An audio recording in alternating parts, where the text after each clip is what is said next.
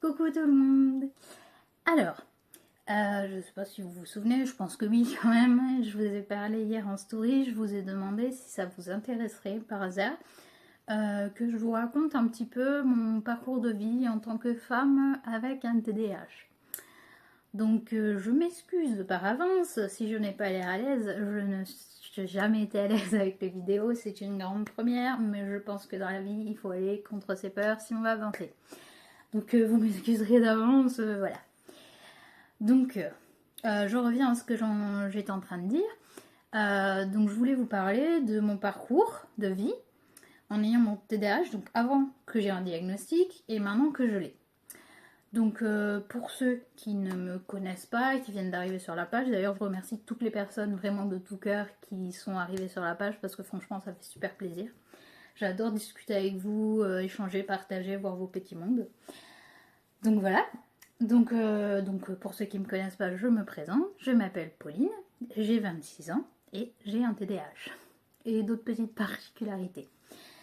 Donc j'ai appris ça récemment, il y a allez, moins de 3 mois. Donc ça a complètement changé ma vie. Ça a été une vraie révélation pour moi et honnêtement, si j'ai décidé d'en parler aujourd'hui, c'est parce que ça m'a beaucoup aidée. J'ai beaucoup galéré avant de le savoir et franchement, j'ai pas envie que les gens galèrent comme moi. J'ai envie qu'ils puissent le savoir, qu'ils puissent être pris en charge et pouvoir réussir dans leur vie parce que franchement, ils le méritent. Donc, je me suis fait des petites notes, des petits papiers. Donc, excusez-moi si des fois je cherche mes mots, je suis pas toujours à l'aise. Je réfléchis beaucoup, j'oublie vite ce que je veux dire. Donc, ça fait aussi partie des symptômes. Donc, voilà. Donc, comment dire? Oui, voilà. Donc, ce que je veux en fait, c'est vraiment faire bouger les choses. Parce que le TDA, malheureusement, en France, c'est quelque chose qui est très peu reconnu, qui est mal vu. Comment dire? Les gens le perçoivent pas comme tel. Ça va souvent être non, mais de toute façon, t'es juste capricieuse, t'es mal élevée, t'es feignante, enfin, plein de choses comme ça. Donc moi je pense qu'il faut vraiment que ça bouge parce que c'est quand même pas rien. Euh, Excusez-moi. Euh, Enfin voilà, déjà je vais peut-être vous dire qu'est-ce que c'est le TDAH avant parce que là je parle, mais peut-être qu'il y a des gens qui savent pas ce que c'est du coup justement. Donc le TDAH ça veut dire trouble du déficit de l'attention avec ou sans hyperactivité. Donc moi à savoir que je l'ai avec hyperactivité. Du coup, donc en fait, moi, ce que je veux, c'est que les enfants puissent être diagnostiqués le plus tôt possible, parce que plus jeunes ils sont pris en charge, mieux ils réussiront leur vie. Parce que franchement, un enfant qui n'est pas diagnostiqué, qui va recevoir beaucoup de critiques, de rejets et de mauvaises paroles dans sa vie, franchement, ça peut le détruire. Ça peut l'amener à avoir des addictions, des choses qui sont pas cool pour lui. Donc vraiment, s'il est pris en charge dès qu'il est petit, il va avoir l'attention qu'il mérite, le soutien, les besoins, l'accompagnement. Et surtout, je voudrais qu'il ne soit plus rejeté parce que c'est des personnes franchement fantastiques qui peuvent faire beaucoup pour le monde et moi je pense vraiment qu'il faut leur donner leur chance.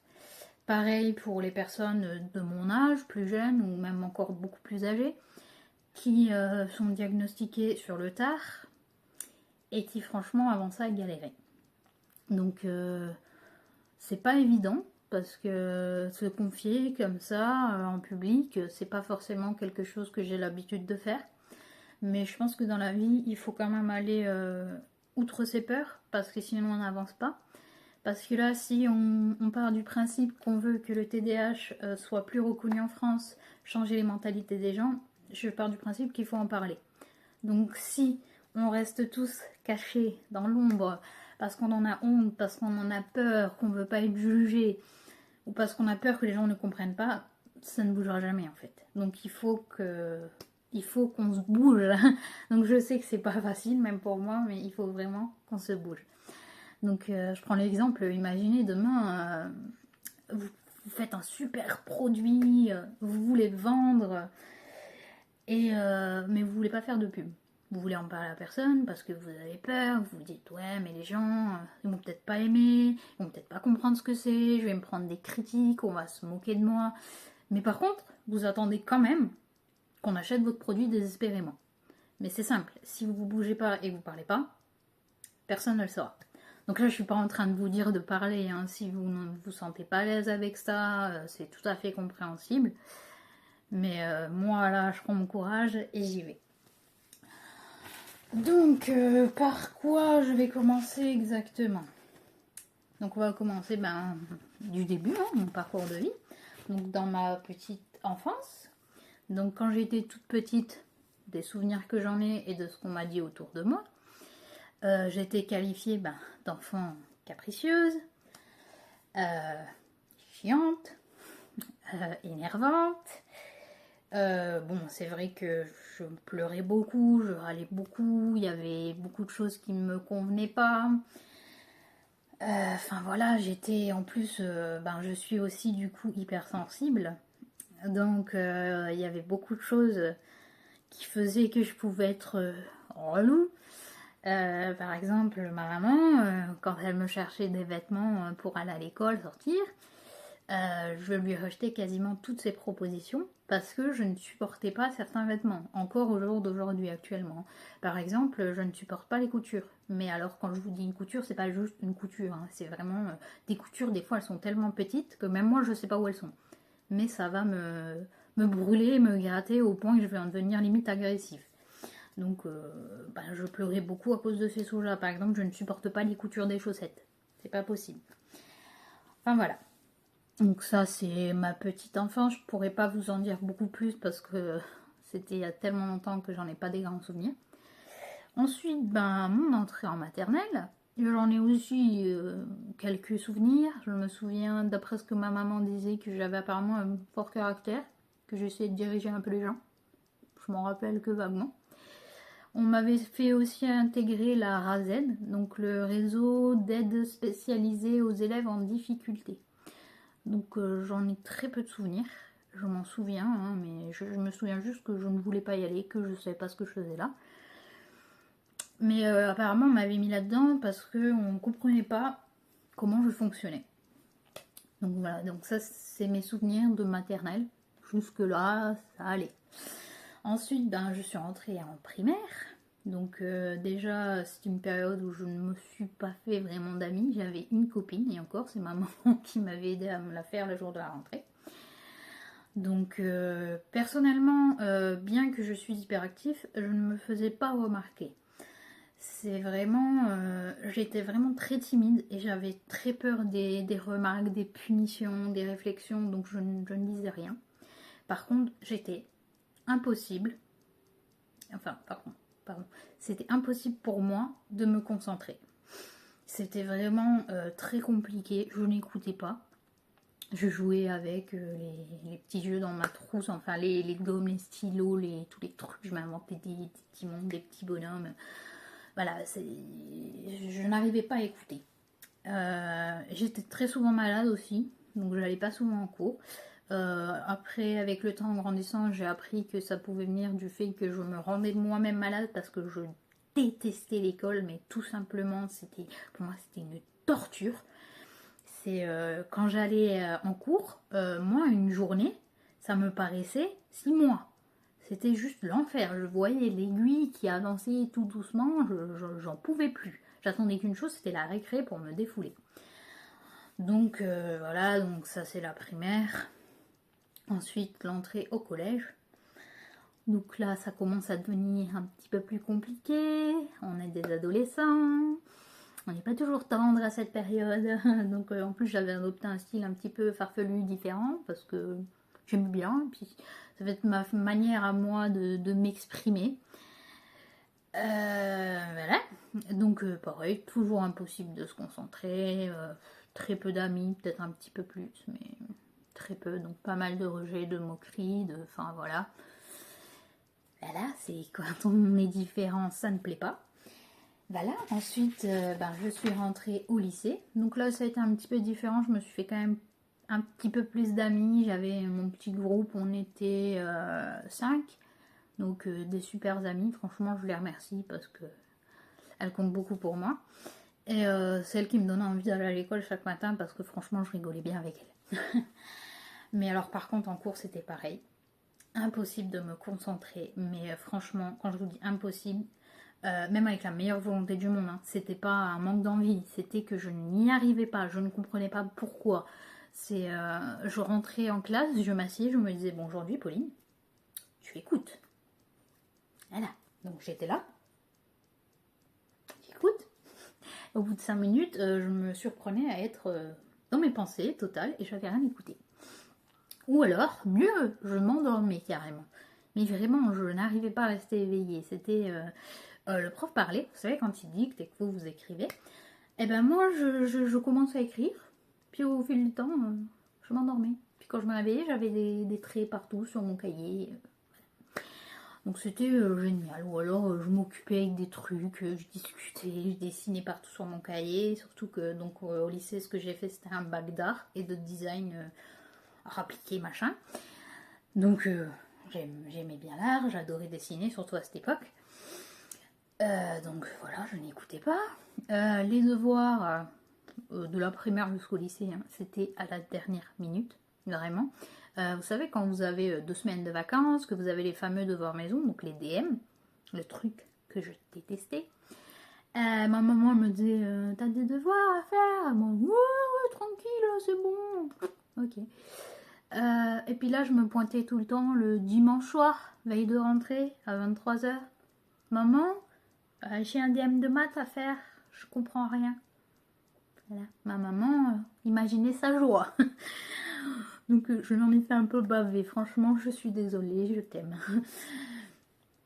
Et enfin voilà quoi, donc toujours à la dernière minute, même quand je rentrais de cours, la première chose que je faisais, c'était de me mettre dans mon lit et je m'endormais.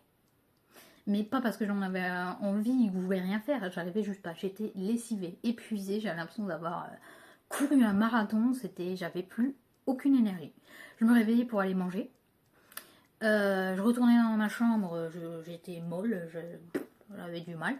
Et puis vers 23h30, quand je commençais à m'endormir, je me disais, oula, faut peut-être que tu fasses quand même tes devoirs. Donc j'écrivais n'importe quoi dans mon cahier, histoire de dire que j'avais fait mes devoirs. Donc voilà, bon, bizarrement, je m'en suis toujours sortie. Je n'ai jamais redoublé, je suis toujours restée dans la moyenne, 10, 11, un peu plus des fois. Comment, j'en sais rien, me demandez pas, mais souvent dans le TDAH, quand on procrastine beaucoup, qu'on arrive à la dernière minute, souvent on va travailler dans le stress, mais souvent on va bien travailler. Donc voilà, ça dépend. Donc fin de lycée, mon bac, je l'ai eu, hein, avec mention assez bien, tout ça. Seulement, il ne servait pas à grand chose. C'est un bac, si vous continuez pas des études d'art ou quoi que ce soit derrière, il ne vous sert à rien. Vous n'êtes pas formé à un métier, c'est vraiment... voilà, vous avez votre bac. Donc moi, je savais pas ce que je voulais faire. En fait, j'avais plein d'idées, des métiers d'artistique, tout ça, mais je savais pas sur quoi me centrer. En fait, j'arrivais pas à choisir quelque chose. C'est quelque chose qui fait partie du TDA, c'est que vous mettez, enfin vous avez toujours des nouvelles passions, vous êtes toujours passionné par autre chose, vous êtes parfois multipotentiel et vous avez du mal à vous focaliser sur un seul truc. Donc demandez-moi de choisir un métier d'avenir pour toute ma vie, c'était compliqué. Donc j'ai un peu loupé le coche des inscriptions à l'école, tout ça. Donc je me suis retrouvée fin de lycée sans rien. Donc j'ai dû passer 1 an où j'avais pas de boulot, j'avais rien. Je savais pas ce que je voulais. Mais je voulais pas forcément un boulot parce que j'avais peur de me retrouver coincée là-dedans et de plus pouvoir faire d'études. Donc du coup, en fait, j'ai pas fait grand-chose. J'ai quand même postulé dans des boulots, tout ça, mais j'avais beaucoup de mal. Faut savoir que j'avais une grosse peur panique des gens, de parler aux gens. Donc devoir aller dans un magasin, une entreprise, donner mon CV, parler à quelqu'un, c'était soit j'arrivais devant, j'étais tétanisée, j'y arrivais pas, je repartais. Soit j'y allais mais je bégayais comme jamais, soit j'y allais pas du tout. Et j'envoyais tout par la poste et j'attendais par miracle que quelqu'un m'appelle. Donc voilà, ça n'a pas mené à grand chose, autant vous le dire. Mais c'était pas par fainéantise ou quoi, hein, parce que justement, les gens ils vont assimiler le TDA à non, mais j'étais juste un peu trop feignante ou quoi. Alors que pas du tout. Je suis quelqu'un qui a toujours besoin de bouger, de faire des choses. Je ne supporte pas rien faire, c'est juste pas possible. Excusez-moi 2 minutes, je vais mettre mes lunettes parce que j'ai très mal aux yeux. J'ai tendance à oublier de les mettre, ça aussi. Voilà, c'est mieux. Alors, où j'en étais? Oui, que je ne trouvais pas. Donc, j'ai fini par m'inscrire en fac d'art. Donc, sur Metz, pour faire une licence d'art plastique. Je me suis dit, pour aller, pourquoi pas? J'y suis allée.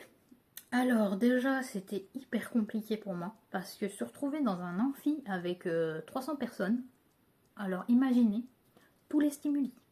Entre les gens qui n'écoutent pas, les gens qui parlent, les gens qui regardent des vidéos, qui n'ont rien à faire, pour se concentrer, c'est vraiment impossible. Pourtant, franchement, les cours étaient intéressants. Je me souviens que quand j'arrivais à peu près à me concentrer, j'adorais, c'était super intéressant et tout, mais j'y arrivais pas. En plus, je ne savais pas du tout synthétiser, donc je ne savais pas prendre des notes en fait. Moi je notais tout mot par mot, donc imaginez la vitesse à laquelle je vais écrire pour essayer de tout noter. Donc déjà ça c'était très dur pour moi. Et puis pareil, je m'endormais, je regardais mon téléphone, j'étais dans un autre monde, j'y arrivais pas. Et puis en plus, je pense que vous savez, surtout pour ceux qui ont été, qu'à la fac, vous avez que quelques heures de cours, donc après il faut vous débrouiller tout seul. Donc imaginez quand on procrastine, qu'on fait tout la dernière minute. J'ai essayé, ça n'a pas duré longtemps. Puis en plus, à la fin, je me suis dit, mais qu'est-ce que je fais là? Ça me mène à rien, c'est intéressant, mais c'est pas ça qui va me donner un boulot plus tard. Donc, je vais arrêter un peu de venir à la fin. Je vais quand même aller au partiel et puis c'est tout. Et entre-temps, du coup, je me suis inscrite dans un lycée pour faire un bac pro boulangerie-pâtisserie. Parce que j'adore cuisiner, j'adore la pâtisserie. Donc tout le monde me dit, ah, pourquoi tu fais pas ça et tout. Donc je me suis lancée un peu là-dedans, sans vraiment réfléchir, on va dire. Donc encore un petit symptôme, donc l'impulsivité. Faites beaucoup de choses sans réfléchir, très vite, et parce que souvent vous voulez trouver une solution le plus vite possible pour plus y penser. Donc comme ça, allez hop. Donc je me suis retrouvée dans un lycée, alors que j'avais quoi, 20, 21 ans, avec des gamins de 15 ans. Donc voilà, vous savez la mentalité qu'on a à 15 ans, donc 15 et 21 ans, il y a un fossé entre les deux, enfin en tout cas pour moi. Donc c'était pas très agréable pour moi, je dis pas, hein, ils étaient sympas, pas le souci, mais ils étaient trop jeunes pour moi. Donc voilà, c'était quelque chose qui me fatiguait plus qu'autre chose. En plus les trajets, que ce soit pour aller à la fac ou dans ce lycée, c'était assez long et c'était très épuisant pour moi. Donc, il faut savoir qu'on se fatigue très vite, qu'on utilise très vite notre énergie. Donc, j'en ai déjà plus en arrivant là-bas.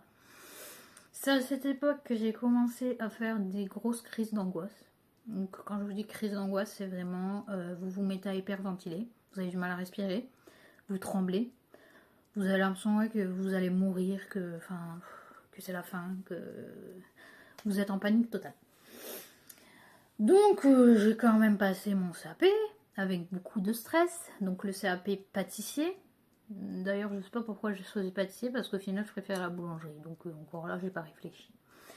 Bref, je l'ai eu, mais j'ai pas continué. J'aurais pu faire les 2 ans et avoir le bac boulangerie-pâtisserie, mais j'ai pas continué parce que malgré que j'adorais ça, je me suis rendu compte que je pourrais pas faire ce métier-là. Les horaires c'est quand même pas rien.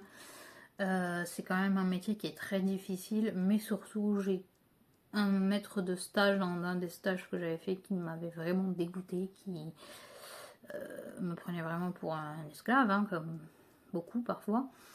Donc ça m'avait vraiment écœuré et ça m'avait plus donné envie. Mais je regrette pas, parce que j'ai appris pas mal de choses et ça me sert beaucoup aujourd'hui, donc c'est cool. Donc voilà, donc je suis sortie de là.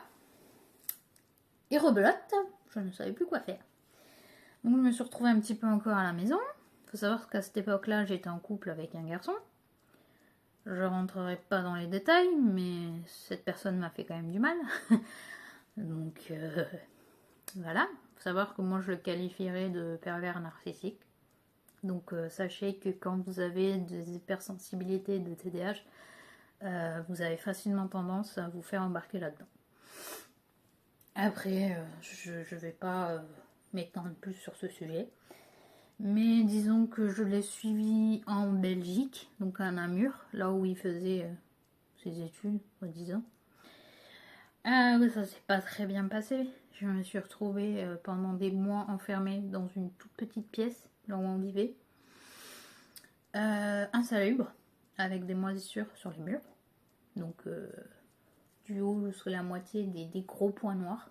Voilà, absolument partout. Ça puait, il y avait de l'eau, il y avait les vitres cassées. Les toilettes, c'était dans le couloir, ils étaient dans un état dégueulasse. Alors voilà. Donc imaginez, entre ça, je voyais pas ma famille. Malgré que j'ai adoré cette ville, que les gens étaient sympas, je ne parlais pas vraiment aux gens en fait, je voyais personne. Donc je ne me sentais plus chez moi. Je n'avais pas vraiment de moyens de déplacement parce que là-bas je ne comprenais pas les bus, tout ça, ça me faisait un peu peur, je me sentais pas en sécurité, donc vraiment je bougeais que dans la mur, c'est tout. Donc vraiment je voyais personne. Excusez-moi si je renifle un peu, hein, mais c'est juste que j'ai des grosses allergies, ça m'embête un peu. Donc voilà, donc c'était une période qui a été très compliquée, surtout avec la personne avec qui j'étais, il s'est passé des choses pas très cool, donc voilà. Donc au final, au bout de 8 mois, je suis rentrée chez moi pour voir mes parents. Et je ne suis jamais repartie parce que j'ai pleuré toutes les larmes de mon corps, je n'étais pas bien, franchement je faisais une dépression, en gros j'avais pris quand même 20 kilos. C'était pas facile pour moi, donc mes parents m'ont dit écoute, fais ce que tu veux, mais vraiment tu ferais mieux de pas y retourner, de rester là, nous on t'accueille, il n'y a pas de souci et tout. Donc je n'y suis pas retournée, mais je suis restée pour le moment avec cette personne. Donc il s'est passé quelques mois. J'ai repris, il faut savoir qu'à cette époque-là, j'avais entamé une psychothérapie avec une psychothérapeute qui est juste géniale. Je la remercie, vraiment. Elle m'a beaucoup aidée. Heureusement qu'elle était là. Et malheureusement, je l'avais laissée un peu en stand-by à cause de la Belgique. Et il faut savoir, surtout, que c'est une très mauvaise idée. Donc si vous êtes suivi par quelqu'un et que vous vous dites « Oh non, c'est bon, j'arrête », ne faites pas ça. Vraiment, c'est pas du tout conseillé. Ça va vous faire rechuter encore plus bas. Sauf si vraiment vous arrêtez parce que vous sentez que vous vous sentez vraiment mieux. Hein. Mais moi, je ne me sentais pas mieux du tout. Donc quand je suis revenue, j'ai commencé à reprendre cette psychothérapie. Ça m'a fait beaucoup de bien. J'ai commencé à perdre un petit peu de poids, ce que j'avais repris. Et puis, peut-être 4 mois après, j'ai fini par me séparer de la personne avec qui j'étais. D'ailleurs, c'est très mal passé. Il a un peu forcé, mais bon. Voilà, maintenant je n'ai plus de contact, je ne veux plus en avoir. Voilà, ce qui est fait est fait. Mais voilà, donc du coup j'ai trouvé mon premier boulot. Donc j'ai trouvé un boulot en restauration rapide parce que vu que je n'avais pas d'expérience, que je cherchais un petit peu tout ça, personne ne voulait m'embaucher quoi. Donc j'ai travaillé chez Subway. Donc on m'a laissé ma chance. Donc même si ça s'est mal passé à la fin, je les remercie quand même de m'avoir laissé ma chance. Hein. Et ça se passait très bien au début, sans problème. J'ai perdu 20 kilos, donc les 20 kilos que j'avais pris. Donc j'étais contente. Hein, voilà. À la fin, ça s'est un petit peu mal passé. On va dire que je me suis fait un peu avoir. On a un peu dit des choses sur moi qui n'étaient pas vraies. Mais je commencerai pas à rentrer dans les détails là parce que ça concerne pas que moi. Moi, je commence pas à étaler la vie des gens. C'est fait, c'est voilà, on n'en parle plus, mais on a profité un petit peu de ma gentillesse, on va dire. Donc, voilà. Souvent, quand vous êtes super sensible, les gens profitent un petit peu. Donc, qu'est-ce qui s'est passé au bout des... Allez, je travaille là-bas depuis un peu plus d'un an. Mon premier burn-out. Oui, mon premier, parce qu'il y en a eu plusieurs. Hein. En tout, il y en a eu 5. Voilà, à 26 ans. C'est génial. Qu'est-ce qui s'est passé? En fait, j'étais partie en vacances chez ma soeur. Ensuite, j'étais revenue. On était parti avec mon copain actuel, hein, d'ailleurs, que j'ai pas précisé, mais je l'ai rencontré quand j'étais à Subway et franchement, merci. Parce qu'il a beaucoup changé ma vie. Heureusement qu'il est là parce que... Enfin voilà, il a changé ma vie, je l'aime, merci, vraiment, merci. Désolée, c'est un peu émouvant pour moi. Ouais, donc pardon. Donc on était parti de 3 jours et franchement, je savais que j'allais reprendre le boulot. Et excusez-moi, je sais pas ce qui fait le téléphone avec la luminosité. Qu'est-ce que c'est que ça? Bon, c'est pas grave. Donc on est bien parti quelques jours, je savais que j'allais reprendre le boulot. D'ailleurs, avant de partir, hein, ça allait pas du tout, j'en pouvais plus, j'attendais que ça mes vacances. Je savais que j'allais prendre le boulot et je commençais à faire des crises d'angoisse, j'étais pas bien, mais j'essayais pas trop le montrer parce que, en plus, avec mon chéri, ça faisait pas si longtemps que ça, je voulais pas lui montrer toutes mes faiblesses, on va dire, je voulais pas lui imposer ça.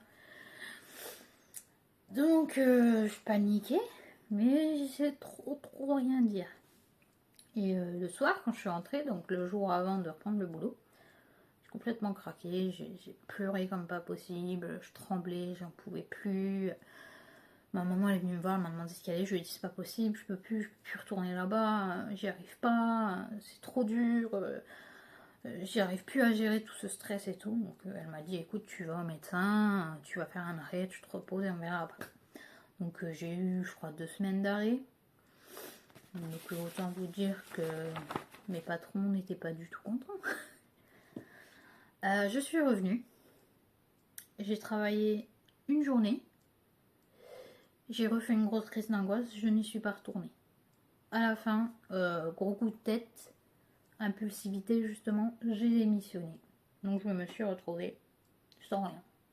Plus de boulot, plus d'argent. Heureusement que je vivais encore à cette époque chez mes parents. Donc je me suis débrouillée comme j'ai pu. Puis j'ai trouvé un petit boulot dans un Leclerc qui allait ouvrir. Donc j'ai fait 2 semaines. Donc en fait on préparait toute l'ouverture, on remplissait les trucs et franchement ça s'est pas bien passé pour moi. Je ne connaissais pas du tout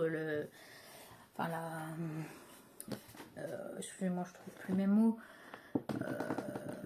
Dans la grande distribution, voilà. Donc on m'avait dit non mais il n'y a pas de souci, on va vous former, on va vous apprendre, ok pas de souci, cool. J'arrive là-bas, bon les premiers jours c'était que du rangement, donc bon, rien de très compliqué, juste pas très intéressant quoi.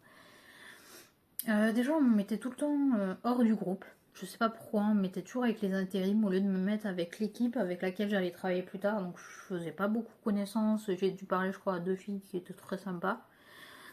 Mais c'est tout. Franchement, déjà j'étais pas enchantée à l'idée d'aller là-dedans, hein, parce que je me disais ça va pas être mieux que la restauration. Je voulais plus du tout travailler là-dedans, c'était trop stressant pour moi. Mais bon, je me suis dit, pas le choix, il faut bosser, j'y vais. Donc j'ai fait mes 2 semaines, j'ai fait mon boulot correctement.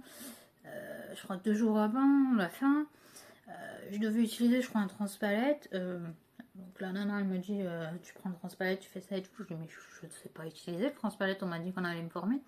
La nana m'a clairement dit, en gros, de me débrouiller de façon pas très sympa.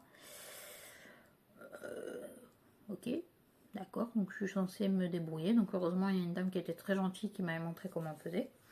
Mais à chaque fois que je rentrais à la maison, j'étais dépression quoi. Je mangeais pas beaucoup, je dormais, je paniquais, je pleurais, j'y allais, j'avais l'impression que c'était la fin du monde, que la vie n'avait plus de sens. Donc un jour je me suis levée, j'ai dit non, je peux plus. Et je peux plus. Donc deuxième burn-out. Bon après quand je dis burn-out, c'est pas non plus le burn-out vraiment en soi où vous allez ne plus pouvoir vous lever du tout, hein, mais ça se rapproche dans le sens où c'est un gros craquage et que je ne peux plus en fait. C'est plus possible. Mon corps ne suit plus, mon corps ne peut plus y aller. Donc voilà. Donc je suis partie. Et puis ben je me suis remise à chercher. Et puis début janvier de l'année donc 2020, juste avant le Covid, j'ai trouvé un boulot donc dans un petit restaurant avec des patrons en or, mais vraiment en or. Si jamais Régis et Sandrine vous voyez cette vidéo, je vous aime. Vraiment merci parce que vous m'avez été d'une grande aide et d'un grand soutien. Vraiment c'est des patrons mais comme on en trouve peu, qui vous respectent, qui étaient très sympas avec moi et avec qui on rigolait. Franchement c'était un peu comme une petite famille pour moi. Mais le boulot, il était très stressant parce que pareil, c'était la restauration. Les gens, moi, j'avais peur de leur parler. À la base, je parlais pas du tout aux gens. Ça me stressait plus qu'autre chose. Enfin, voilà. Et du coup, mais bon, j'étais quand même contente hein, parce que je retrouvais, il y avait une bonne ambiance, je retrouvais un mode de vie, enfin voilà. Et puis, boum, 2 mois plus tard, vous savez tout ce qui s'est passé, le Covid, le confinement. Je dis, ah ok, d'accord, donc je viens à peine d'arriver, ça se passait bien, et pouf, ok, bon. Donc le confinement, je me suis confinée avec mon copain. Alors, il y a beaucoup de monde qui l'a mal vécu ce confinement, moi perso, je vais vous dire, je l'ai bien vécu. Parce que je n'avais plus tout ce stress de devoir affronter les gens, de devoir parler aux gens, de devoir avoir peur de faire des bêtises. Puis surtout, ben, j'étais avec mon chéri. Puis vu que ça faisait pas très longtemps, j'avais tout pour moi. J'étais contente. Et je passais mon temps à cuisiner. Enfin voilà, d'où les kilos que j'ai repris. Et voilà, pour moi c'était une reconnexion à la vie, quoi, à la nature. On faisait pousser les légumes chez mes parents, on faisait à manger, on se prenait pas la tête. Voilà, voilà. Bon, ensuite c'est fini, on a repris le boulot. Bon, j'étais quand même contente parce que j'avais quand même envie de bouger, vu que je suis justement hyperactive, mais je ne savais pas, j'avais besoin de bouger. Donc j'ai repris le boulot et puis peut-être 2 mois après. Ça commençait à me stresser vraiment pas mal. Mais il y a eu le deuxième confinement. Donc voilà. Donc là, il y avait... On est resté fermé 7 mois, je crois. Donc là, c'était quand même assez compliqué pour moi. Parce que même si j'allais pas au boulot, du coup, à cette époque-là, ben lui, mon copain, il travaillait encore. Donc j'étais toute seule une bonne partie de la journée. En plus, à cette époque-là, on n'avait qu'un chat. Donc même si je l'aime de tout mon cœur, il me calcule pas beaucoup. Donc c'était vraiment comme si j'étais seule. Et j'allais pas très bien, je déprimais, je savais pas quoi faire, je procrastinais énormément. Donc je perdais un temps fou, je passais mon temps à refaire le ménage pour ranger tout ce qui traînait. Donc ça m'a fait beaucoup de mal quand même. En plus, ben, j'ai repris, on va dire, mes 20 kilos. Hein, quand on ne bouge pas, qu'on fait à manger, qu'on stresse, ça n'aide pas. Surtout qu'en plus, à cette période, je m'étais fait opérer d'un an de sagesse, donc en étant réveillée en plus, hein, donc je peux vous dire que c'était pas drôle. Donc ça m'avait miné encore plus le moral. Donc voilà. Donc ensuite, j'ai repris le boulot. J'ai repris mon boulot et ben ça allait à peu près, mais j'étais stressée. Mais alors stressée, mais comme ça. Et puis bah, j'ai fait mon boulot. Ensuite, au bout de même pas un mois, je sais plus trop, c'était en juin, je suis partie 4 jours en vacances, on va dire, parce que je suis allée au mariage de ma petite sœur qui habite dans les Alpes. Donc ça m'a fait une petite coupure. Puis quand je suis revenue au boulot, alors faut savoir que je fermais le restaurant seule en fait. Donc ça fait que ben, je devais faire la vaisselle, la cuisine, les sols, les toilettes, la terrasse, tout ce que vous voulez. Donc imaginez, déjà pour quelqu'un de normal c'est dur. Enfin normal.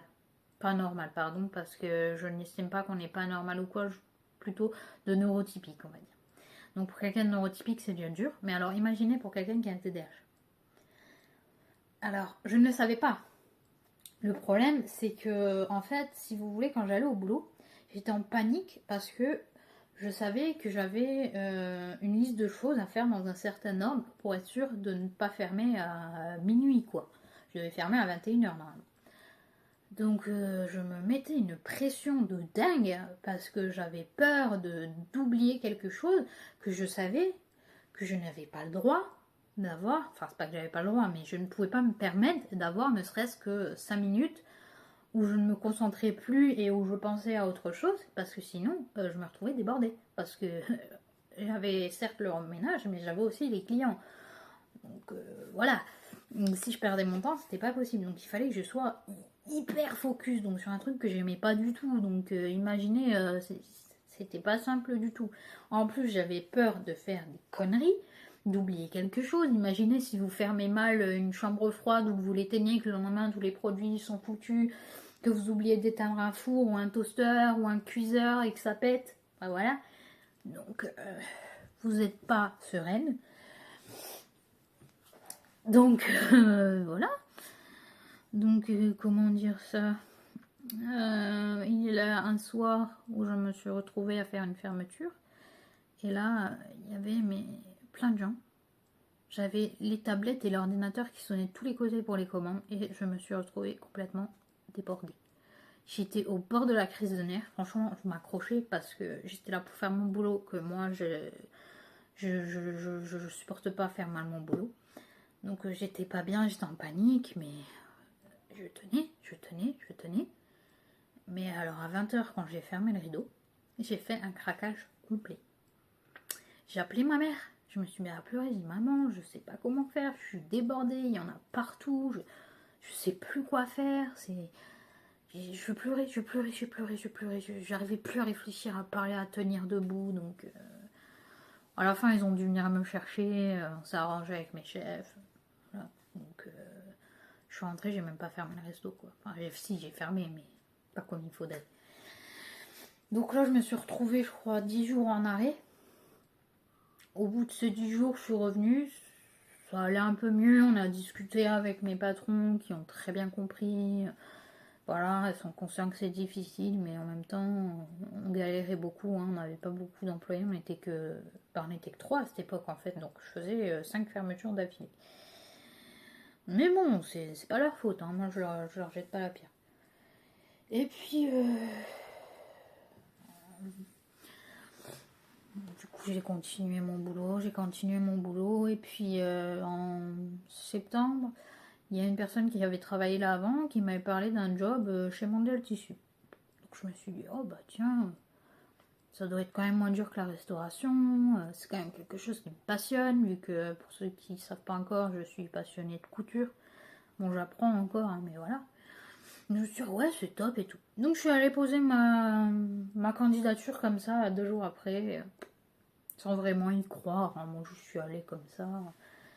Et puis le lendemain j'ai eu un entretien et direct on m'a embauché. Donc je me suis arrangée avec mes patrons, tout ça, nickel. Et puis je suis allée travailler là-bas. Alors au début c'était très bien. J'étais contente, mais je vous dis pas. Genre les gens, ils étaient quand même plus sympas qu'en restauration. Parce que malheureusement, les gens en restauration, il y a la moitié, même plus que la moitié, qui sont mauvais et qui vous prennent pour un esclave ou un chien, excusez-moi. Encore non, même pas, parce qu'un chien, ça mérite d'être très bien traité. Donc, voilà. Donc, j'étais contente. Moi, je coupais le tissu, j'apprenais des trucs sur la couture, je parlais avec les clients, on échangeait nos projets, ce qu'on allait faire, on s'échangeait des adresses, enfin, toutes ces choses-là. Franchement, c'était sympa. Et puis, petit à petit, ça s'est dégradé. Je ne dirais pas forcément pourquoi, parce que, pareil, c'est toujours ça regarde les autres et j'ai pas à étaler la vie des gens. Mais disons que j'aimais pas trop comment dire ça, oh, je ne trouve plus le mot. La mentalité des gens dans la vente. Donc c'est un peu chacun pour soi. Donc j'ai connu des gens qui étaient très sympas là-bas, je dis pas le contraire, mais j'aimais pas cette mentalité de oh, faut toujours tout faire, qui c'est qui va vendre le plus, tout ça, c'est vraiment la loi de la jungle, j'ai pas aimé ça. Et disons que je ne citerai pas de nom, mais il y a des gens avec qui ça passait pas trop. On me demandait d'aller plus vite, des choses que j'arrivais pas forcément à faire. Parce que je revérifiais beaucoup les choses, parce que je faisais des boulettes, que je me perdais. On me demandait de faire la caisse dès le début alors que je ne savais pas la faire et de calculer vite. Mais avec les bruits, les gens qui parlent autour, moi c'était pas possible, j'arrivais pas à me concentrer. Donc voilà. Donc, qu'est-ce qui s'est passé? Un jour je me suis levée et j'y arrivais pas. J'y arrivais plus. J'étais au bout du bout. Donc là on se retrouve à mon 3e burn-out. Je pouvais plus me lever, J'étais complètement tétanisée, bloquée, c'était pas possible d'y aller. Donc quand j'ai réussi à me lever, ben, je suis allée chez le médecin.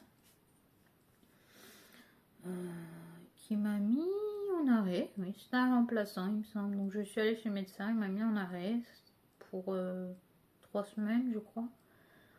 Et qui m'a renouvelé parce que le jour où je devais y retourner, pareil, j'avais pas réussi à y retourner. Au final, j'ai fini par démissionner parce que je ne supporte pas faire mal les choses. Je ne voulais pas être un boulet pour l'entreprise, j'avais rien demandé à personne. Je préférais libérer ma place pour quelqu'un et qu'il puisse être tranquille. Donc j'ai démissionné. Et finalement, je suis retournée là où j'étais avant. Donc faire des pâtes. Parce que je m'entendais tellement bien avec l'équipe que je me suis dit, bon, au moins je sais ce que c'est, je vais retourner là-bas. Donc j'étais partie dans l'optique que, bon, ça allait aller. Donc, voilà, déjà mes patrons super gentils m'ont donné une chance. Et puis ça a duré 2 mois. Au début ça allait. Et puis à la fin, de nouveau, un stress de malade. Mais là en fait, faut dire qu'à cette époque, j'avais pris conscience pour le TDAH et que je me posais énormément de questions, que j'avais commencé le diagnostic, donc je vous en parle après. Et du coup, ben, en fait, ça m'angoissait encore plus, parce que je commençais à prendre conscience de beaucoup de choses. Et j'avais peur de ne jamais avoir ces réponses. Donc, ben, je stressais, je me rendais malade, j'allais au boulot, la boule au ventre, j'étais pas bien. Et puis un jour, je partais au boulot, ça j'avais une demi-heure de route, donc déjà pour moi qui ai un faible taux de concentration et qui déteste rouler justement, c'était compliqué. Et arrivé à la moitié de la route, en fait c'est comme si j'étais bloquée pendant la moitié de la route. Et arrivé à la moitié de la route, j'ai commencé à réaliser que j'étais en train d'y aller. Et je me suis dit non je peux pas, non je peux pas. Et j'ai commencé à hyperventiler, à faire une crise d'angoisse au volant, j'étais pas bien, j'ai dû appeler mon copain là, avec le truc Bluetooth et tout pour qu'il me calme parce que je me suis dit c'est pas possible, je vais faire un accident, je vais me tuer. Donc j'avais les mains, mais vraiment, je vous jure, ils étaient tétanisés quoi. J'ai vraiment cru que j'allais avoir un accident. J'ai eu peur, heureusement qu'il m'a calmé hein, parce que du coup je suis arrivée au boulot. Ma collègue m'a demandé si ça allait, je lui ai dit non c'est pas possible, ça va pas. Je me suis mis à pleurer, je pleurais, tremblais, hyperventiler, c'était pas possible et tout. Ma chef, qui était hyper compréhensive, bon, est venue me voir et tout. Elle m'a dit, écoute, je comprends très bien. Je sais juste pas trop quoi te dire. Je sais pas trop comment t'aider, mais je comprends très bien. Elle m'a dit, rentre chez toi, c'est pas possible. Donc je suis rentrée chez moi et je me suis retrouvée en arrêt. Et cet arrêt-là, franchement, ce burn-out, cet arrêt-là, il a été vraiment violent pour moi. Il a duré, écoutez... ça a débuté fin mars, je crois que ça s'est arrêté en mai. Donc 2-3 mois. Il a été compliqué parce que j'allais pas bien du tout. Donc en fait, d'abord j'avais eu, je crois, 3 semaines. Et quand je devais y retourner, le matin où je devais y retourner, j'étais en panique, j'étais énervée, j'étais pas bien. Puis quand j'ai commencé à réaliser que ça y est, je devais y retourner, c'était nouveau crise d'angoisse, tremblement, panique. Elle m'a dit, écoute, je sais pas, hein, elle m'a dit, de toute façon c'est toujours pareil, elle m'a dit va au médecin. Donc je suis retournée au médecin. Donc à savoir que le médecin, je l'avais vu la première fois, donc quand j'ai failli avoir mon accident. C'était la première fois que je le voyais, parce que je n'avais pas ce médecin-là avant, vu que j'ai déménagé, et honnêtement le médecin que j'avais avant, voilà. Il a été, mais vraiment c'est un super médecin, il a été vraiment très compatissant, vraiment il m'a écouté et tout. Donc voilà, donc la deuxième fois il m'a remis en arrêt.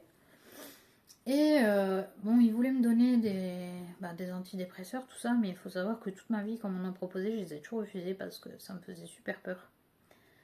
Donc ce qu'il m'a conseillé, c'était des injections de magnésium parce que pour lui, je devais en manquer et que ça me ferait du bien. Donc pareil, j'avais peur, je me dis qu'est-ce que c'est que ça et tout. Donc j'ai fini par accepter. Donc j'ai une infirmière qui est venue me faire ces injections qui m'ont vraiment détendue. Vraiment, ça détend. C'est vraiment bizarre hein, quand on vous le fait. Vous avez des bouffées de chaleur, comme si vous faites pipi dessus. Vous avez un gros métal dans la bouche, tout ça. Mais vraiment, ça m'a détendu. J'ai commencé vraiment à me détendre.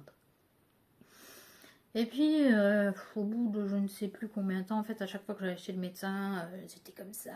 Voilà, il m'a dit c'est pas possible, tu peux pas continuer comme ça. Il m'a dit tu fais ce que tu veux, je peux pas te forcer, mais je pense vraiment que tu devrais prendre un traitement. Donc, au final, il m'a donné. Enfin, il m'a dit tu reviendras, mais si tu viens, on prendra le temps d'en discuter parce que c'est important. Donc déjà ça j'ai apprécié parce que la plupart des autres médecins m'ont tous donné des trucs super forts que je voulais pas du tout. Donc il m'a donné un truc très léger, donc qui s'appelle la sertraline. Donc c'est un, si je dis pas de bêtises, hein, parce que je vous préviens, je dis des choses, mais c'est dans mes connaissances personnelles, je peux faire des bêtises, hein, donc n'hésitez pas à me le dire, y a pas de souci. Je suis désolée si j'ai dit une bêtise. Donc il me semble que c'est un psychotrope qui agit sur le taux de sérotonine dans le cerveau, qui le remonte en fait, parce que quand vous manquez de sérotonine, vous faites de la dépression. Donc j'avais vraiment très peur de le prendre, mais j'ai fini par accepter parce que j'étais vraiment dans un état catastrophique. Donc le premier soir où j'ai dû le prendre, franchement, je vous dis, hein, je l'ai pris en pleurant. Parce que ça me faisait vraiment peur. Mon copain m'a dit, allez maintenant tu prends, maintenant c'est bon. Maintenant il faut que tu fasses ce que tu veux. Donc je l'ai pris et un contre-cœur. Au final je regrette vraiment pas. Parce que franchement il m'a vraiment, je dirais même sauvé la vie. Parce qu'aujourd'hui grâce à ça je vais beaucoup mieux. Bon c'est pas ça qui fait en soi que je vais vraiment mieux. Hein. C'est quand même mon diagnostic. Mais il m'a été d'une grande aide. Donc voilà, donc au final ce qui s'est passé c'est que je suis partie du boulot où j'étais en bon terme. Voilà, donc aujourd'hui j'envisage de faire de la reconversion, tout ça. Donc voilà, donc ça c'est tout mon parcours de vie, chaotique, quand je n'avais pas mon diagnostic de TDAH. Donc maintenant je vais vous parler, si vous êtes encore attentif parce que ça fait 47 minutes.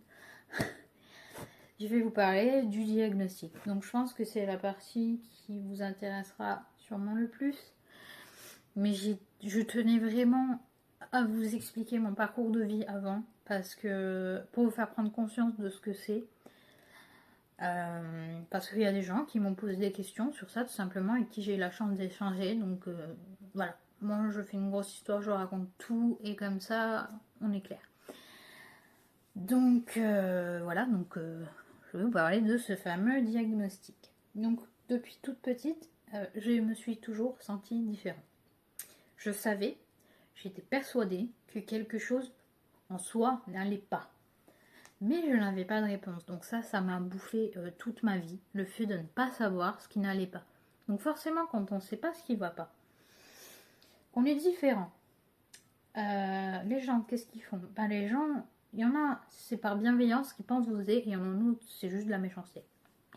Ils vont vous rabaisser en vous disant non, mais de toute façon, t'es juste trop douillette, t'es juste trop sensible, t'es qu'une feignasse, tu veux rien faire, tu arriveras à rien dans la vie, t'as pris du poids, oh là là, enfin que des trucs comme ça.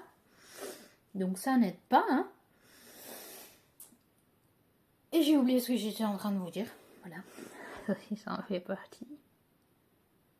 Excusez-moi. Oui, voilà. Donc, en gros, voilà, si vous ne savez pas, ça peut vraiment vous faire beaucoup de mal, laisser beaucoup de séquelles, ça peut détruire des vies. Donc, voilà, moi j'ai eu des réflexions qui n'étaient pas toujours agréables. À cette époque-là, en plus, je les prenais à cœur, donc ça m'aidait pas.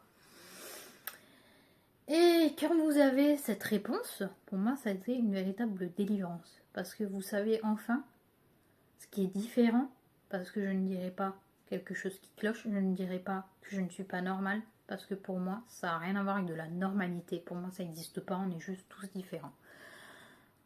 Donc, j'ai... excusez-moi, j'ai du mal, des fois, franchement, je sais plus où j'en suis dans mes pensées.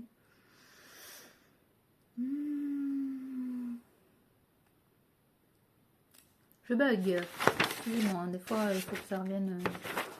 Alors, je n'avais pas écrit quelque chose sur ça. Qu'est-ce que je disais? Bon, ouais, bref. En gros, le diagnostic pour moi, c'était limite vital. Donc, ce qui s'est passé, c'est que toute ma vie, j'ai fait des recherches, mais à chaque fois, ça collait pas. Et puis un jour, quand j'en étais à mon troisième burn-out, là, quand j'étais chez Mondial Tissu, j'étais pas bien du tout. Je regardais mon téléphone et je suis tombée sur une story d'une personne que je suis sur Instagram. D'ailleurs, si vous avez le temps, n'hésitez pas à faire un tour sur sa page. Donc, c'est Adeline Cuisine. Donc, c'est une personne que je ne connais pas personnellement dans la vie, mais honnêtement, j'adore ce qu'elle fait. Je trouve qu'elle a des super valeurs au niveau de la planète, du zéro déchet, de sa cuisine, enfin, toutes ces choses-là. Et elle parlait du fait, justement, qu'elle avait été diagnostiquée avec un TDAH. Oh, tiens, qu'est-ce que c'est? Moi, je suis curieuse, je suis pas fermée. Donc, j'ai regardé, puis ça me ressemble beaucoup son truc quand même. Alors moi, dès que je trouve quelque chose qui ressemble, je vais voir. Et puis, bon, je fais un test. Vous savez, des petits tests là sur Google, des petits tests que vous trouvez. Chaque fois que j'en faisais un, ça me disait, oui, ben, vos symptômes peuvent faire penser aux symptômes du TDAH chez l'adulte. Je dis, oh là là, et tout. Donc, j'ai commencé vraiment à chercher et tout. Je me suis dit, mais c'est dingue. Ça me ressemble beaucoup. Il faut savoir que moi, à cette époque, bah, j'avais la même vision que beaucoup de gens sur le TDAH. D'ailleurs, je ne savais même pas que le mot TDAH existait, je connaissais juste le mot hyperactif. Donc pour moi, c'était bah ouais, les gens qui courent partout, qui n'arrivent pas à s'arrêter, qui parlent tout le temps. Enfin voilà, pour moi, c'était ça. Et j'ai réalisé, je me suis dit, mais c'est pas ça en fait, c'est pas que ça. Moi, je me suis dit, bon, je vais aller lui parler. Je me suis présentée, je me suis dérangée, je lui ai demandé tout ça, je lui ai demandé où est-ce qu'elle avait fait, enfin comment elle avait fait pour obtenir un diagnostic. Donc elle m'a parlé qu'elle avait été voir une neuropsychologue. Donc j'en ai parlé à mon copain. Il savait pas trop quoi en dire, il connaissait pas vraiment. Bon, il m'a dit, écoute, fais un test, un diagnostic, fais ce que tu veux. Donc j'avais regardé sur Google, j'avais trouvé 2 neuropsychologues, donc sur Metz. J'ai hésité. Mon copain me disait non mais maintenant ça te coûte rien, il m'a dit fais-le. Et franchement je le remercie parce que je crois que sans lui, je sais pas si j'aurais fait le diagnostic. Parce que je n'osais pas, parce que franchement moi je voulais aller mieux pour lui, je voulais pas qu'il a supporté le fait que j'allais mal. Donc je voulais vraiment me battre pour aller mieux. Donc j'ai pris rendez-vous chez une des deux. Et on était donc en novembre. Et mon rendez-vous tombait fin février. Finalement, j'ai eu de la chance, il y a un rendez-vous qui s'est désisté. Donc j'ai eu rendez-vous en janvier.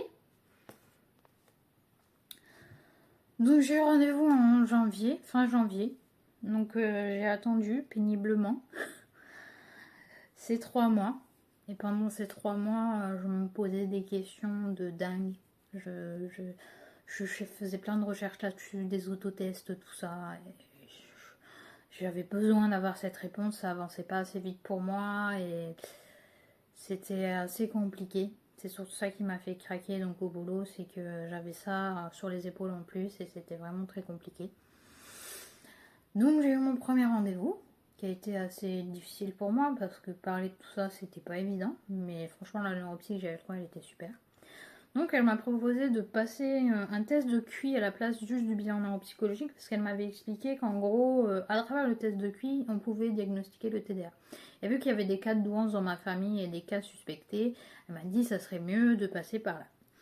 Donc il me semble qu'ensuite, c'était peut-être une semaine ou 2 semaines après, j'ai eu ce rendez-vous pour faire le test de QI. Donc je suis arrivée là-bas angoissée comme pas possible, très stressée.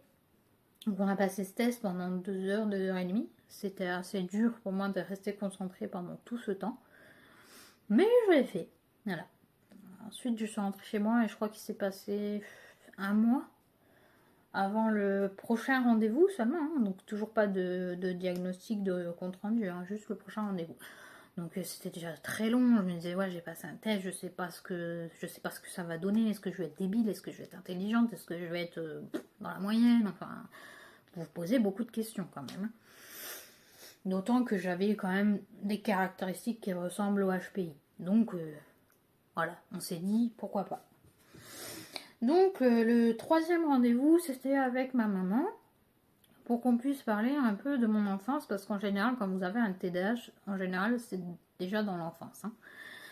Donc, elle nous a posé beaucoup de questions sur mon enfance. J'ai aussi réalisé des choses que j'avais pas réalisées avant.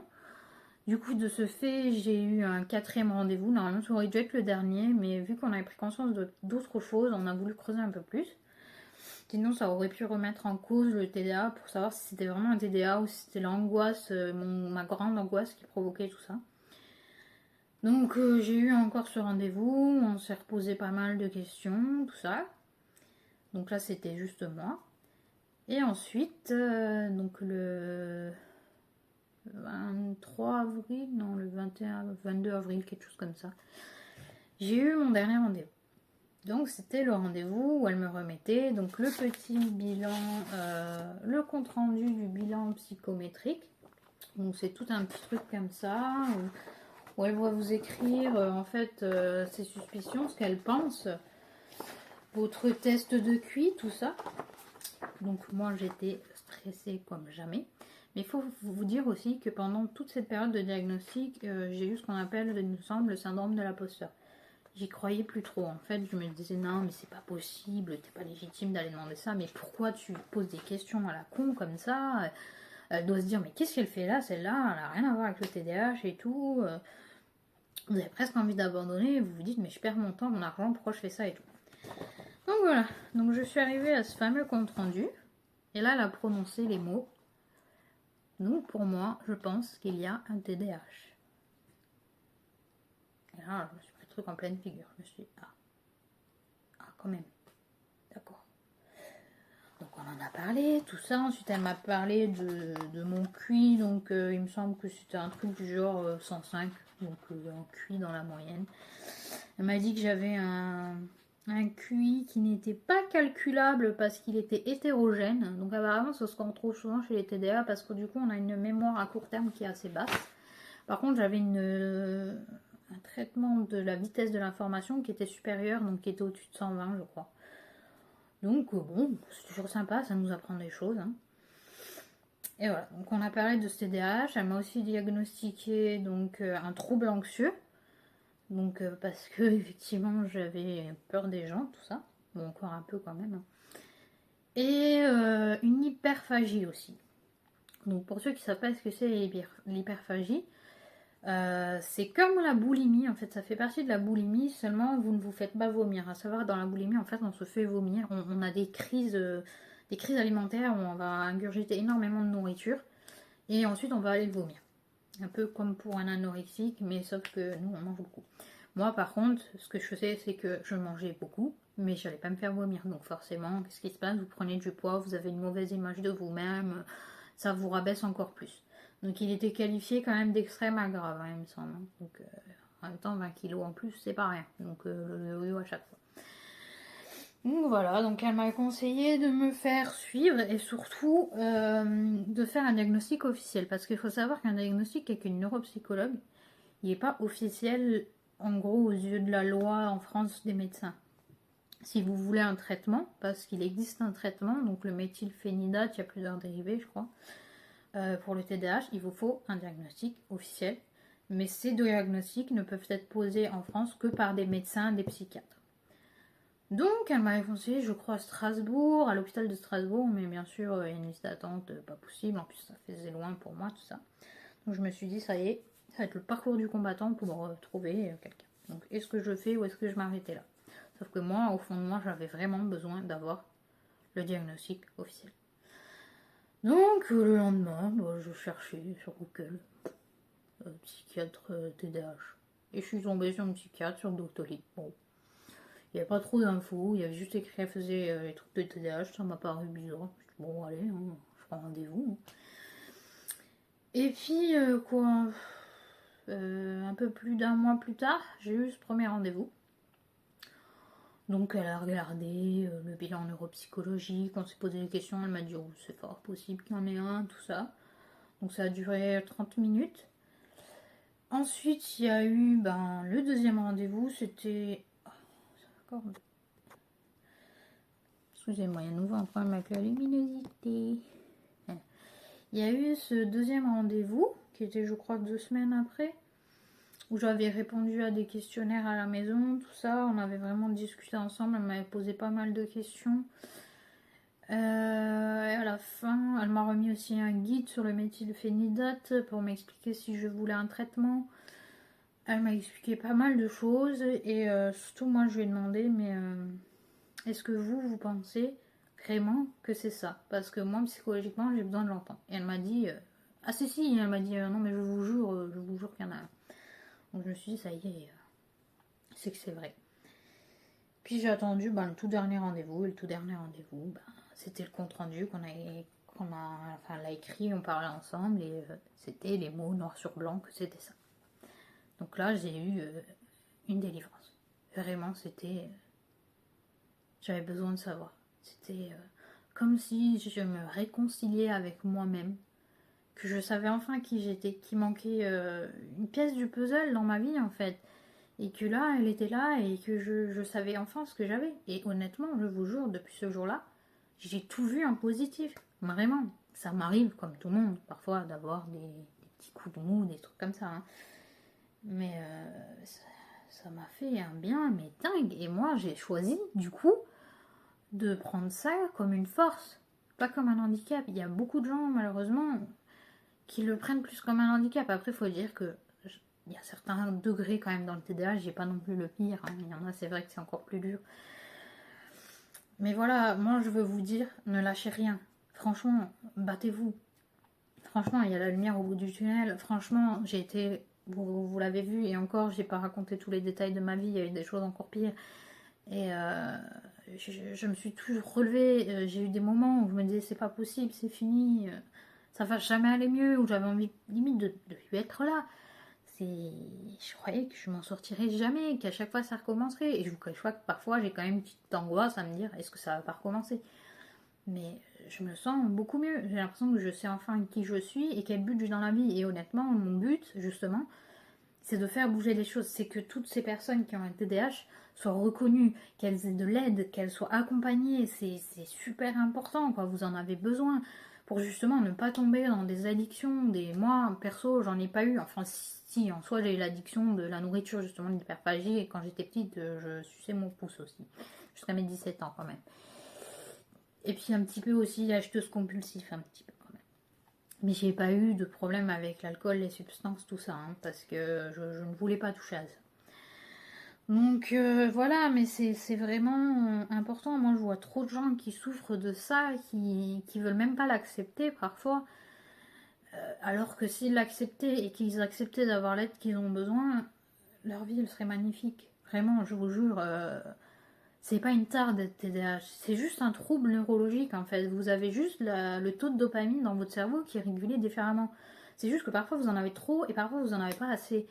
Du coup, en fait, il y a des moments où vous allez être comme moi, donc complètement hyperactif. Donc moi, à savoir que dans l'hyperactivité, ça se manifeste par le fait déjà que je parle énormément. Hein, vous pouvez le voir, ça fait 1 heure. Que je réfléchis beaucoup trop vite. Et que je bouge énormément. Donc je suis tout le temps en train de bouger, de remuer les jambes, les pieds, taper du pied, taper des mains, bouger dans le lit, trembler, gigoter, me balancer. C'est vraiment, je suis du matin au soir en train de faire quelque chose. Mon copain des fois il me dit mais pose-toi, calme-toi, et j'y arrive pas. Limite je culpabilise si je me pose. Donc, enfin voilà, moi je trouve que, ouais vraiment, faites un diagnostic si vous en avez besoin. Si vous en avez pas besoin et que vous sentez que c'est ça et que ça vous suffit, c'est très bien pour vous parce que après, faut pas se cacher, ça demande du temps et de l'argent. Moi, honnêtement, j'ai eu de la chance, ça a duré moins d'1 an. Il y a des gens, c'est beaucoup plus long. Ça a été relativement quand même rapide. Mais ça peut vraiment vous aider. Surtout que vous pouvez avoir accès à un traitement. Moi, personnellement, pour l'instant, j'ai refusé de prendre le traitement. Pour l'instant, je suis pas pour. Je changerai peut-être d'avis avec le temps, surtout si je dois reprendre un boulot ou quoi et que ça va pas, j'aurai peut-être pas le choix. Donc je verrai bien. Après c'est quand même un traitement qui peut être assez lourd, qui peut faire peur, mais bon, on m'a donné quand même le guide qui explique tout. C'est quand même quelque chose qui existe depuis longtemps et qui apparemment marche très bien, qui peut vraiment vous changer la vie. Donc je ne suis pas contre pour toujours. Hein. Je suis encore ouverte à l'idée d'en prendre, on verra bien. Pour l'instant, j'ai envie d'essayer comme ça. J'ai trouvé une psychopraticienne dans ce domaine-là qui est géniale. La psychiatre qui m'a diagnostiqué, elle m'a mis sur les attentes si j'ai besoin. Enfin voilà, c'est pas un problème. Donc vraiment, faites-vous aider. Vraiment, n'ayez pas honte de le dire, n'ayez pas honte d'en parler. Assumez-vous. Et vraiment, battez-vous pour cette cause parce que c'est pas une façon de se vanter ou quoi, mais vraiment, nous, les personnes TDAH et les personnes neuroatypiques, tout simplement, qu'elles aient un TSA, qu'elles soient hypersensibles, qu'elles soient HPI, tout ce que vous voulez, vous êtes des personnes extraordinaires. Vraiment, je vais vous dire une phrase, donc c'était dans un livre que j'avais lu à l'époque. Donc sur la différence invisible, donc c'est un livre qui parle du syndrome d'Asperger. Donc, à savoir que maintenant on ne dit plus que TSA, donc trouble du spectre autistique, parce que j'ai beaucoup suspecté ça à une époque. D'ailleurs, c'est encore le cas, hein, la psychiatre qui m'a diagnostiqué, elle m'a suspecté un trouble du spectre autistique léger. Et j'ai commencé à entamer les démarches auprès du CRA pour voir tout ça. Bon, ça va prendre au moins 1 ou 2 ans, hein, mais je serai patiente. Là, j'ai déjà beaucoup de réponses. Donc, dans ce livre qui est vraiment génial, vous avez une phrase. Je ne vais pas tout la lire, je vous la noterai au pire. Hein. Mais juste la fin, c'est 2 phrases qui m'ont beaucoup marqué, qui m'ont beaucoup aidé à avancer. Donc je vous l'avais dit, c'est « Votre différence ne fait pas partie du problème, mais de la solution.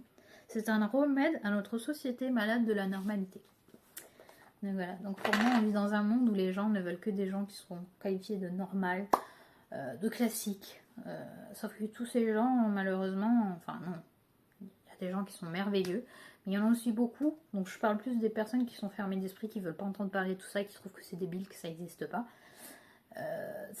Ils veulent pas faire avancer le monde. Nous, souvent, on a une capacité à avoir beaucoup de générosité, d'attention, on a beaucoup envie de sauver les gens, de sauver le monde, on est très créatif, moi pour ma part je suis très créative, donc c'est quand même pas rien, vous avez quand même beaucoup de qualités. C'est pas juste un défaut, c'est pas juste un handicap, vous pouvez vraiment, vraiment prendre ça comme une force.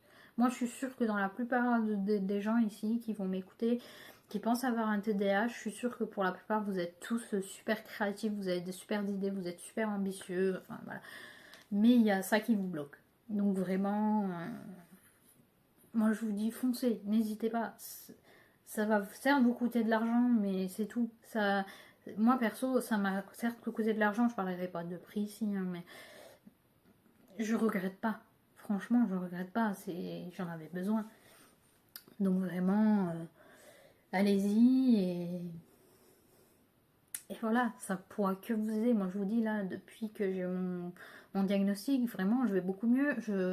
Dans les symptômes du niveau de la procrastination, j'arrive à procrastiner quand même beaucoup moins parce que je comprends comment mon corps fonctionne, j'apprends à plus l'écouter, à lui laisser des pauses, à trouver des moyens de me concentrer. Par exemple, quand je couche, je mets une série en même temps, donc il y a des gens, ça les aide peut-être pas du tout.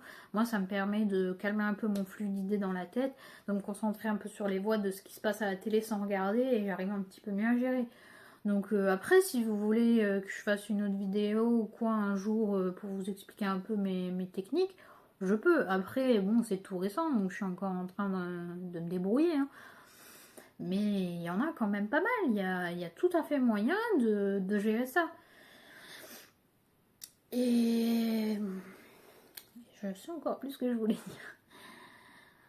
Donc, enfin voilà, je vous ai dit quand même déjà pas mal de choses. Ça fait quand même plus d'1 heure que je vous parle. Vous allez peut-être en avoir marre. J'espère que ça vous aura plu quand même. Enfin, que ça peut aider des gens. Si vous avez des questions, vous n'hésitez pas à me les poser. Moi, si je peux vous répondre, je vous réponds. Après, je suis pas psy, je suis pas psychothérapeute, je suis pas un spécialiste du TDAH. J'ai que mes petites connaissances à moi sur ce sujet. Voilà, mais si jamais je peux aider, vraiment, c'est mon but. C'est vraiment important. Donc, bon, la vidéo elle est assez longue, donc je pense que je vais écourter un petit peu. Je voulais aussi vous parler des symptômes, mais je vais vraiment faire vite fait.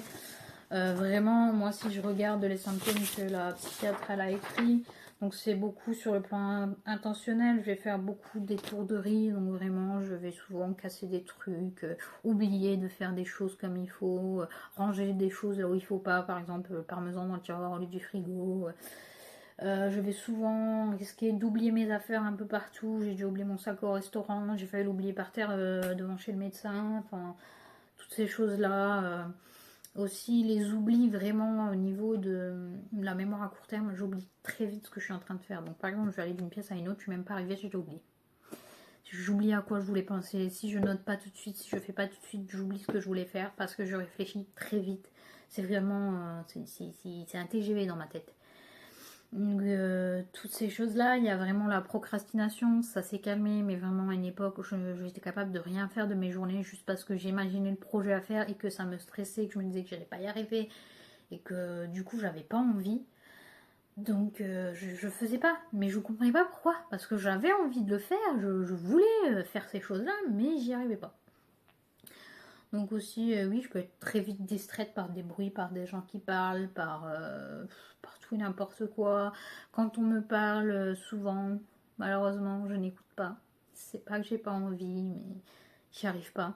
Et je voudrais limite être la seule à parler. Malheureusement, ça fait partie de ces symptômes-là. Une difficulté à gérer mon temps aussi, c'est vrai que parfois je ne vois pas l'heure passer, surtout quand... parce que il y a beaucoup de gens qui disent que quand on est TDAH, ah mais toi t'es pas TDAH parce que tu vois t'arrives à te concentrer. Mais alors il faut savoir que certes il y a des problèmes de concentration, mais ça ne veut pas dire que vous ne pouvez pas du tout vous concentrer. En fait vous pouvez faire ce qu'on appelle de l'hyperfocus. Donc vous allez être hyper focalisé sur quelque chose.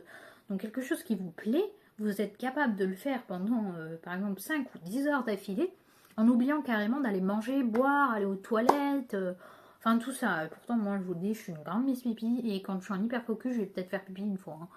Donc voilà, je vous dis vraiment, vous êtes dans votre truc, faut pas vous déranger, faut pas vous parler, vous voyez plus l'heure, vous êtes capable de pas vous arrêter. Donc moi perso, je suis obligée de mettre des alarmes parce que sinon c'est vrai que je ne fais pas attention à l'heure. Et encore même quand j'en mets, parfois je les respecte pas. Donc il y a ça, donc je disais oui aussi la perte de mes affaires. Donc moi, on rigole bien avec mon copain, je perds tout le temps mon téléphone, mes lunettes, mes clés. Des fois elles sont même sur moi que je les cherche partout. Enfin, plein de petites boulettes en général.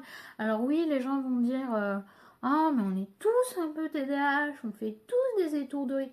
Oui, bien sûr, tout le monde fait des étourderies, mais je vous jure, rentrez 5 minutes dans ma tête ou dans la tête d'une personne TDAH et je vous jure que vous direz plus ça. Parce que vraiment, ça n'a rien à voir. À partir du moment où c'est tous les jours, plusieurs fois, et que ça vous gêne, que ça vous pose des problèmes, ça n'a rien à voir. Donc voilà, après vraiment, oui, je parle trop, je bouge énormément, j'arrive pas à rester assis, je tremble tout le temps. Enfin, voilà, là vraiment, je vous ai fait vraiment une liste vite fait de mes symptômes. Après, vous avez pas mal de petits questionnaires sur internet qui sont bien sympas, bien pratiques, que vous pouvez faire si vous voulez, qui vont vous donner des petites idées que vous pouvez ramener lors de vos diagnostics. Moi, il faut savoir que le jour où j'étais chez un neuropsychologue, je suis arrivée avec un dossier comme ça, avec des recherches personnelles, des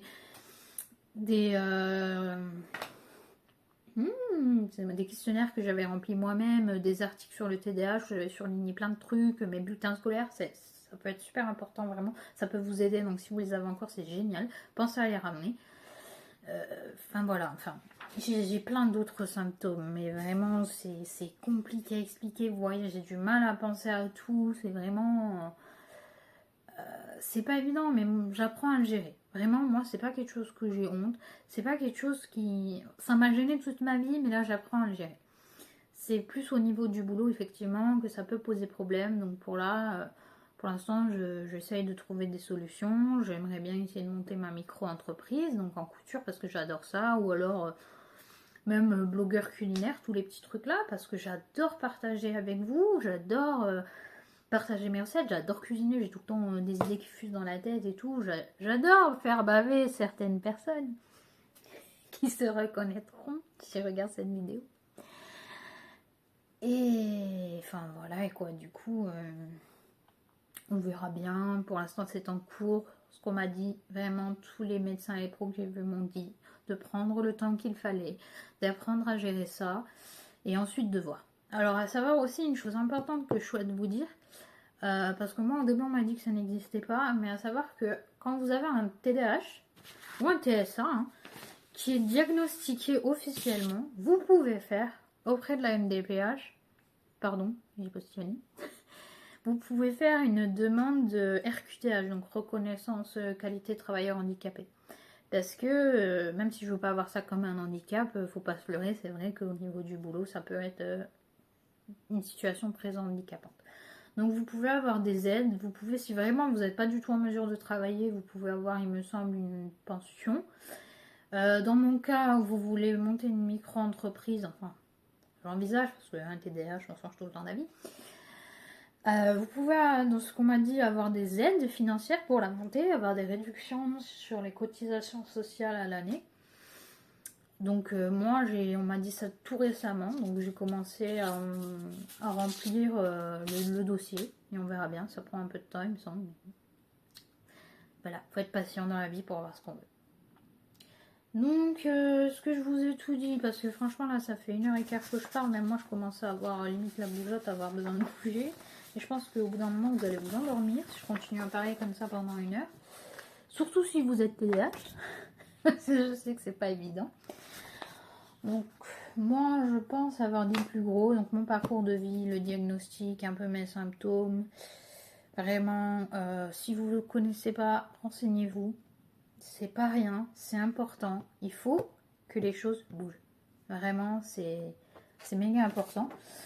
Si vous voulez aussi, je sais pas où est-ce qu'il est vraiment dispo sur internet, mais ma psychiatre m'avait donné ça, donc le guide du TDAH chez l'adulte. S'il faut, au pire, je vous ferai une photo si quelqu'un veut. Ça vous explique un petit peu ce que c'est, les symptômes, comment faire face à certaines choses, un peu le traitement, tout ça. Donc c'est un petit guide tout simple, mais plutôt bien détaillé. Une petite dernière chose, juste je vous montre 2-3 livres. Donc ça, c'est un livre que j'ai acheté exprès quand j'ai su mon diagnostic. Donc le manuel de l'hyperactivité et du déficit de l'attention. Si vous voulez la référence, je vous la donnerai. J'ai pas encore fini de le lire parce que justement, donc dans mes symptômes, je lis très lentement parce que je n'arrive pas à rester concentrée sur le texte. Je pense à autre chose, donc je relis 15 fois la même chose ou je m'endors. Donc vraiment, ce livre, c'est une petite pépite. Franchement, je le trouve sympa. Je ne l'ai pas fini, j'ai hâte de réussir à le finir. Hein, parce que c'est pas évident, et à savoir que ça en fait partie aussi, je lis 15 000 livres en même temps. Donc celui-ci est très bien. Donc celui-ci, c'est un livre que ma maman m'avait acheté. Donc c'est Femme atypique, hypersensibilité au potentiel TDAH, faites de votre différence une force au travail. C'est pas forcément celui que j'ai préféré, mais franchement il était intéressant. Il va vous expliquer les différents profils de femmes atypiques, donc avec l'hypersensibilité, TDAH et tout ça. Donc ça peut vous donner des complexes, je crois que ça vous pas... des complexes... Des conseils, pardon.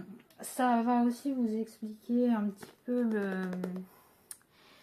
le syndrome de l'imposteur. Il me semble que parfois vous pouvez même vous inventer des symptômes parce que vous croyez que c'est ça, donc il faut pouvoir faire la différence. Donc voilà. Ensuite, au niveau hypersensibilité, parce que je sais qu'il y a pas mal d'entre vous qui le sont aussi, il y a ce livre-là. Donc ça, c'est un livre que j'ai découvert grâce justement à Adeline Cuisine. Donc encore merci d'ailleurs, vraiment, merci pour tout, parce que vraiment, sans elle, j'en serais pas là. Ça peut peut-être pas lui paraître aussi bien pour elle que pour moi, mais moi, vraiment, cette personne a changé ma vie. Donc merci. Vraiment, j'en serais reconnaissante toute ma vie. Donc j'avais découvert, excusez-moi, j'arrête pas de m'éparpiller, ça fait partie. Ce livre, donc le guide de survie des hypersensibles empathiques de Judith Orloff. C'est un très bon livre qui vous explique énormément de choses, qui vous font prendre conscience d'énormément de choses et qui vous donne beaucoup de conseils. Et je viens de le voir que je l'avais toujours pas fini d'ailleurs, donc ce serait temps que je le finisse. Si vous vous posez des questions aussi sur le TSA, donc ce qu'on appelait aussi avant syndrome d'Asperger, vous avez ce livre, donc je l'ai lu il y a des années. Donc je m'en souviens plus exactement, mais je me souviens que je l'ai dévoré et qu'il était vraiment bien expliqué. Donc c'est Asperger est fier de l'être. Voyage au cœur d'un autisme pas comme les autres. Et donc la BD que je vous parlais, donc La différence invisible, qui est vraiment type top. J'ai d'autres livres, mais j'ai pas encore commencé à les lire, ou j'ai à peine commencé, j'ai pas fini, parce que même ça j'ai du mal à me lancer. Vraiment, vu que je sais que je traîne, j'ai du mal. Donc c'est des livres qui sont vraiment sympas si vous voulez en renseigner. Il y a aussi pas mal de pages sur Instagram qui sont vraiment bien. Donc il y a déjà typique atypique, donc vraiment la page qui parle vraiment du TDAH à fond et tout, qui faisait des trucs pour la journée mondiale du TDAH, donc le 2 ou le 12 juin, je sais plus. Vous avez aussi, je suis plus sûre du nom, je crois que c'est Shayna TDH qui fait des petits réels sur le sujet. Franchement, c'est super. En plus, je crois qu'elle va sortir un e-book bientôt qui a l'air super intéressant. Vous avez aussi Pauline BD, je crois que c'est ça le nom, qui a une chaîne YouTube, un Instagram. Bon, elle n'a pas des tonnes de posts, mais franchement, le peu qu'elle a dit, franchement, c'est super intéressant. Ça vous aide à vous sentir moins seul et surtout, elle me fait beaucoup rire. Et puis, vous avez aussi, je sais plus le nom exact, je crois que c'est The Mini AHDH ou un truc comme ça, en anglais, je crois. Et elle fait plein de petits dessins en français, hein, plein de petits dessins où elle parle du TDAH. Franchement, c'est super sympa, ça vous explique super bien les symptômes. Moi, ça m'a fait prendre conscience de beaucoup de choses. Si j'y pense, au pire, je vous mettrai les liens dans un post ou quoi. Si vous voulez, vous me le dites. Si vous voulez les références des livres, vous me le dites. Voilà, vous n'hésitez pas, je vous dis, sur Google, vous avez toujours des petits tests. Bon, après, il faut toujours se méfier des tests et des articles sur Internet parce qu'il peut y avoir tout et n'importe quoi. Mais en général, la plupart des tests que j'ai fait, c'est des tests qu'on m'a redonné les mêmes ou quasiment les mêmes en séance. Vous avez aussi, si vous pensez pour un TSA, parce que ça me tient aussi à cœur vu que j'ai une grosse suspicion de ça, on verra bien avec le temps. Vous avez l'Aspic Quiz, il me semble, sur Google. C'est un questionnaire avec beaucoup de questions, hein, mais qui est bien fait et qui peut vous donner aussi des petites réponses, des petites pistes, on va dire. Donc voilà, je pense avoir dit le plus gros. J'ai sûrement oublié plein de trucs, hein, parce que je me disperse tout le temps. Donc j'espère que ça aura pu vous aider.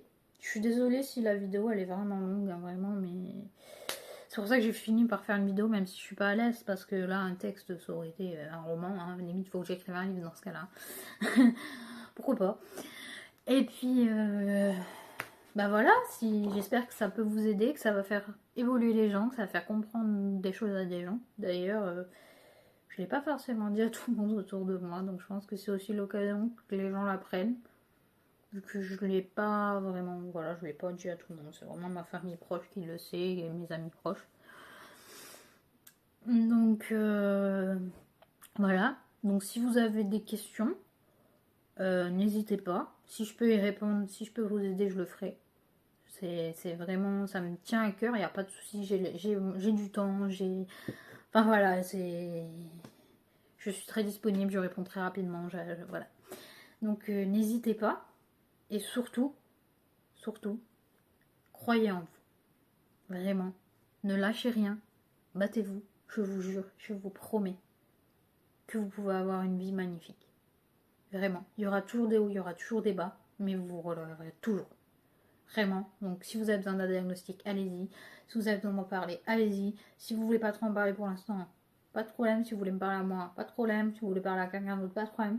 Si vous voulez un suivi, allez-y, foncez. Si vous voulez un traitement, allez-y, foncez. Faites ce qui vous plaît. Mais vraiment, n'en ayez pas honte. Ne vous cachez pas. Vraiment. Si vous vous cachez, ça évoluera jamais. Voilà.